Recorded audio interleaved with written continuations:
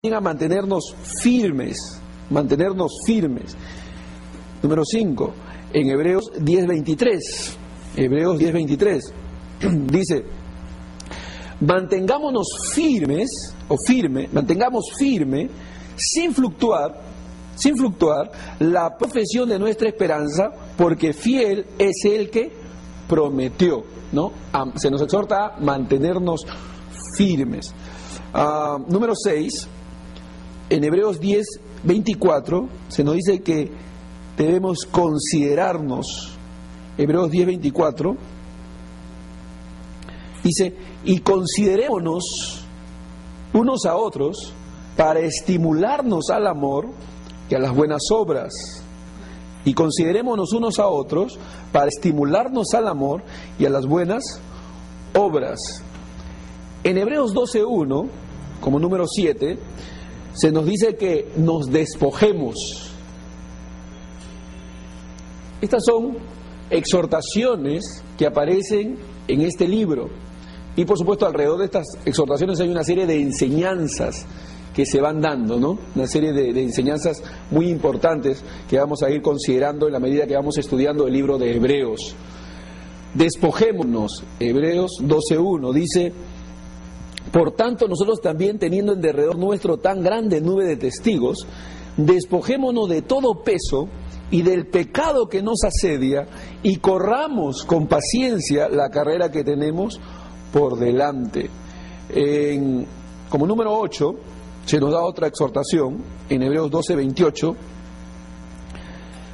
que es tengamos gratitud.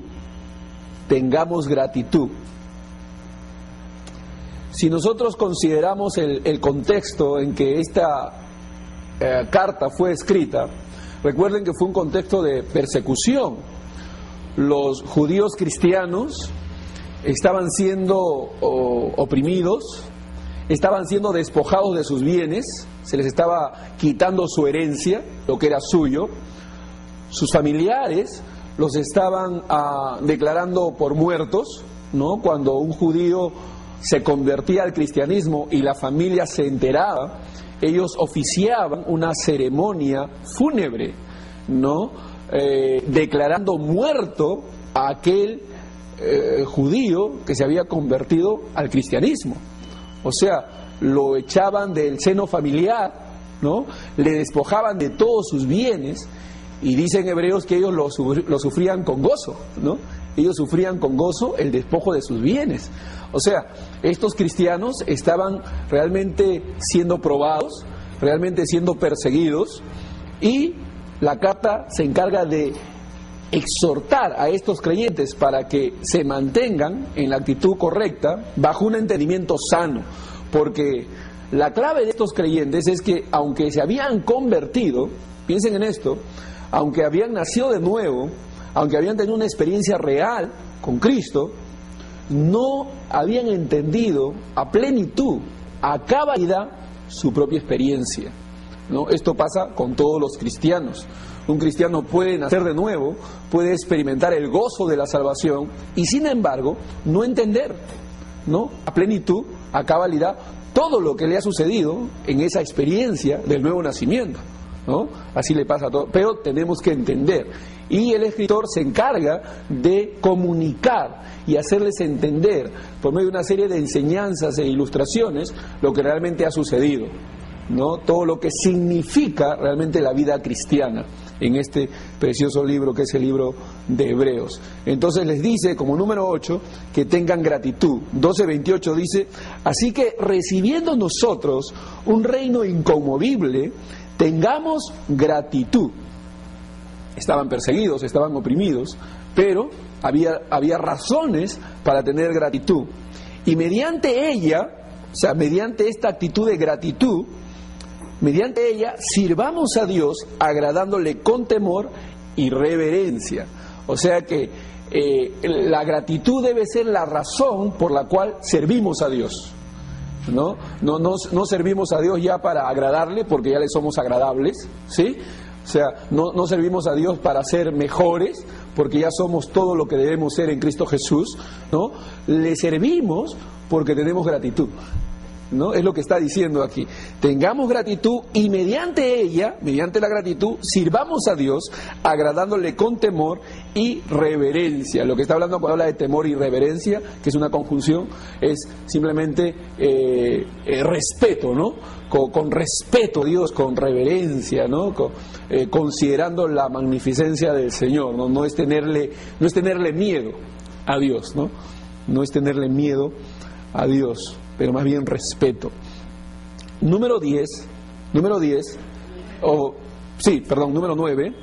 están atentos. Número 9, dice en el versículo 13 del capítulo 13 que salgamos. Hebreos 13:13 dice que salgamos. Miren lo que dice acá. Salgamos pues a Él fuera del campamento, llevando su vituperio, ¿no? Salgamos pues a Él fuera del campamento, llevando su vituperio. Recuerden que el contexto en que se está hablando es un contexto de persecución, de vituperio, de opresión. Y entonces les dice a ellos, salgamos a Él y llevemos su vituperio, es decir, participemos de lo que estamos participando, ¿no? Porque ese es parte de lo que significa la vida cristiana.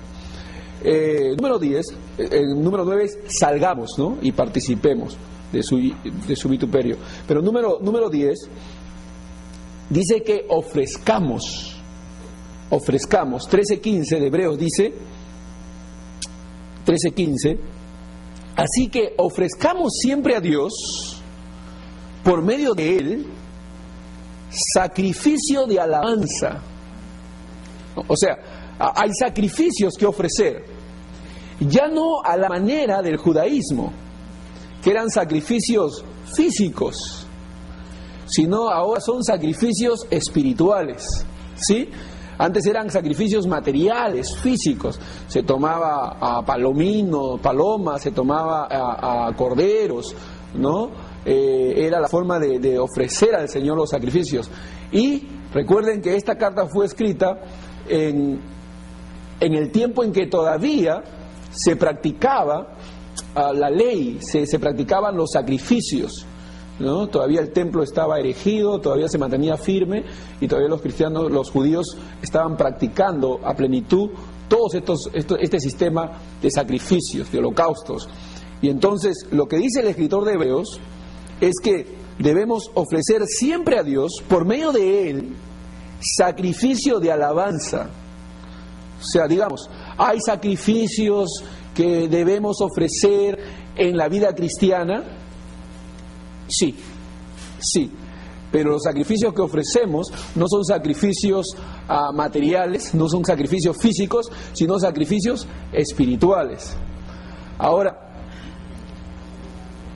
solo como un paréntesis, el sacrificio mencionado aquí no es lo que podemos imaginar como sacrificio a la luz de lo que nosotros ahora entendemos como sacrificio. Nosotros hablamos de sacrificio en un sentido de negación, ¿cierto? De negación, de algo duro que uno hace en contra a veces de su propio deseo, ¿no? Eso es para nosotros, estoy sacrificando, decimos, ¿no? Porque quisiera hacer una cosa y estoy haciendo otra, ¿no? Eso es para nosotros lo que entendemos por sacrificio.